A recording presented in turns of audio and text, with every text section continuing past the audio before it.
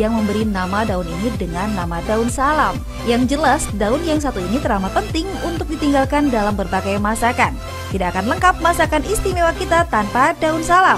Aromanya yang kuat membuat daun salam dimasukkan dalam kelompok bumbu dapur yang penting. Tapi siapa sangka loh, tanaman yang memiliki nama latin Syzygium polyanthum ini ternyata memiliki manfaat bagi kesehatan. Salah satunya daun salam dipercaya dapat menurunkan kolesterol. Wah, fakta atau mitos? Biar dijawab langsung oleh Dr. Wawai Muli, ahli farmakologi di segmen ini. Yuk kita simak. Fakta mitos pertama, katanya daun salam dapat digunakan sebagai obat anti nyeri alami. Wah, fakta atau mitos?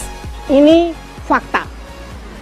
Kandungan zat aktif yang terkandung daun salam mengandung banyak zat yang bersifat anti-sitokin, anti-inflamasi, dan menghambat terbentuknya peradangan. Dalam hal ini menghambat pembentukan prostaglandin.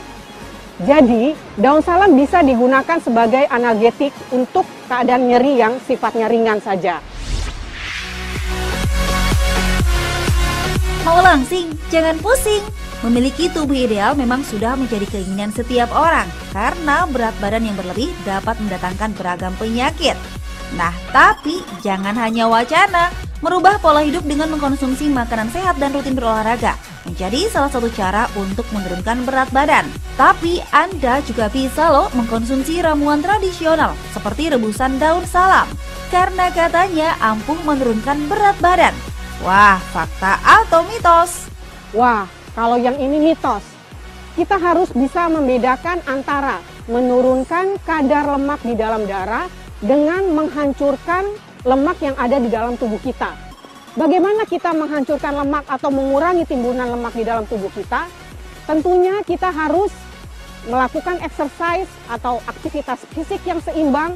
Kemudian jangan lupa, selain kita melakukan aktivitas fisik yang teratur, dalam hal ini olahraga yang baik, teratur dengan frekuensi 2-3 kali seminggu, kita juga harus melakukan diet yang seimbang. Artinya, tercukupi karbohidrat, lemak, protein, dan vitamin-vitamin. Sehingga metabolisme tubuh kita akan menjadi lancar. Dengan demikian, kalori yang dibentuk nanti diambil dari cadangan lemak. Mudah-mudahan hal tersebut membantu menurunkan berat badan kita.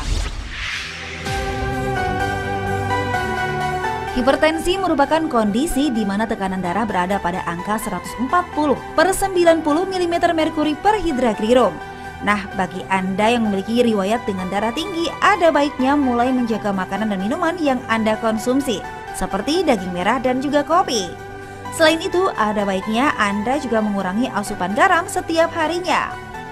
Selain rutin mengkonsumsi obat, tak ada salahnya Anda juga mencoba untuk mengkonsumsi rebusan daun salam, karena katanya daun salam bisa mengobati darah tinggi. Wah, bener nggak ya? Biar Dr. Wawai Muli yang jawab, itu fakta atau mitos? Wah, yang ini adalah fakta. Mengapa demikian? Kita tahu bahwa daun salam mengandung banyak kandungan zat aktif. Salah satunya adalah quercetin yang bisa menyebabkan vasodilatasi dari pembuluh darah. Hal ini berkontribusi terhadap menurunkan tekanan darah. Di samping itu, kandungan aktif dari daun salam juga memiliki efek menghambat suatu enzim yang namanya enzim angiotensin inhibitor, di mana dia juga berkontribusi dalam menurunkan tekanan darah. Biasanya, daun salam dianjurkan untuk penderita yang hipertensinya masih derajat ringan. Kalau tekanan darahnya sudah sangat tinggi atau sudah sampai grade 1 atau 2, kita harus berkonsultasi dengan dokter. Sehingga tidak cukup hanya menggunakan rebusan daun salam saja. Penyakit jantung merupakan kondisi adanya gangguan pada jantung, mulai dari gangguan pada pembuluh darah jantung hingga katup jantung. Nah, jantung sendiri memiliki fungsi untuk mengalirkan darah yang kaya akan oksigen ke seluruh tubuh.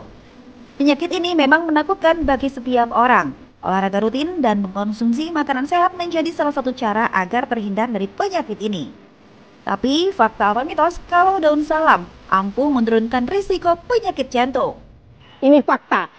Kalau dilihat dari berbagai benefit atau keuntungan dari daun salam, yang pertama, dia bisa membantu menurunkan tekanan darah, kemudian dia bisa membantu menurunkan kolesterol, dan juga dia dapat membantu menurunkan gula darah, maka ketiga jenis kondisi ini adalah faktor risiko terhadap kejadian penyakit jantung.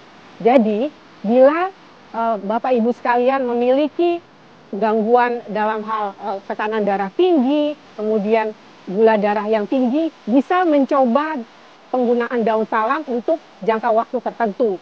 Bila keadaan tersebut tidak bisa diatasi, tentu kita harus kembali konsultasi ke dokter untuk mendapatkan pengobatan yang lebih tepat. Faktor mitos selanjutnya, penampilan menjadi kurang menarik ketika warna gigi kita tak lagi berwarna putih bersih. Nah, katanya berkumur dengan menggunakan rebusan air daun salam ampuh untuk memutihkan gigi. Fakta atau mitos? Yang ini fakta. Banyak penelitian, baik pada hewan coba, bahkan sudah pada manusia, yang membuktikan bahwa bila kita berkumur-kumur dengan menggunakan rebusan daun salam, bisa mengurangi timbunan plak yang ada di daerah gigi kita. Studi tersebut membandingkan antara suatu zat yang sifatnya sintetik dengan daun salam, ternyata keduanya sama ampuhnya dalam mengurangi plak atau kehitaman di daerah gigi kita.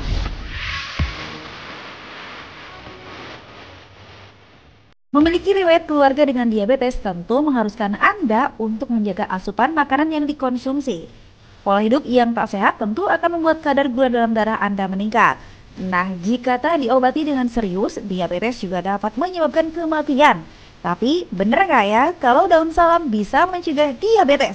Fakta atau mitos? Yang ini fakta. Mengapa demikian? Berbagai studi baik pada hewan coba maupun bahkan sudah ada pada manusia yang menyatakan bahwa pasien-pasien yang mengalami gangguan toleransi glukosa, artinya kadar glukosanya sudah di atas normal, dengan konsumsi daun salam dalam jangka waktu 2-3 bulan, perlahan-lahan gula darahnya mulai mendekati nilai normal. Tetapi kembali lagi, bila keadaan kadar gula darahnya sangat tinggi atau sangat di atas batas normal, kita harus konsultasi ke dokter. Karena pada keadaan ini kita membutuhkan zat atau obat yang diresepkan oleh dokter. Bagi Anda yang menderita asam urat, jangan coba-coba untuk mengkonsumsi makanan tinggi kandungan purin. Nah, ada baiknya Anda mengkonsumsi buah dan sayuran yang aman dikonsumsi bagi penderita asam urat. Lalu bagaimana dengan daun salam? Karena katanya daun salam bisa menurunkan asam urat. Wow, fakta atau mitos ya? Yuk kita simak jawaban Dr. Wawai Muli berikut ini. Yang ini adalah fakta. Banyak studi baik pada in vitro maupun pada hewan coba yang membuktikan bahwa salah satu kandungan zat aktif dari daun salam itu mengandung zat yang dapat menghambat sintesis atau pembentukan dari asam urat. Tetapi yang lebih penting, kita harus juga membatasi asupan makanan yang tinggi purin, karena purin tersebut akan berkontribusi untuk membentuk asam urat. Jadi, kombinasi antara makanan yang sehat dan disertai dengan daun salam cukup baik dalam hal menanggulangi peningkatan asam urat. Nah, ada lagi nih katanya daun salam bisa menurunkan kolesterol. Wah, selain mengubah pola hidup menjadi lebih sehat dan mengkonsumsi obat, daun salam boleh juga nih dicoba. Tapi itu fakta atau mitos ya? Itu fakta.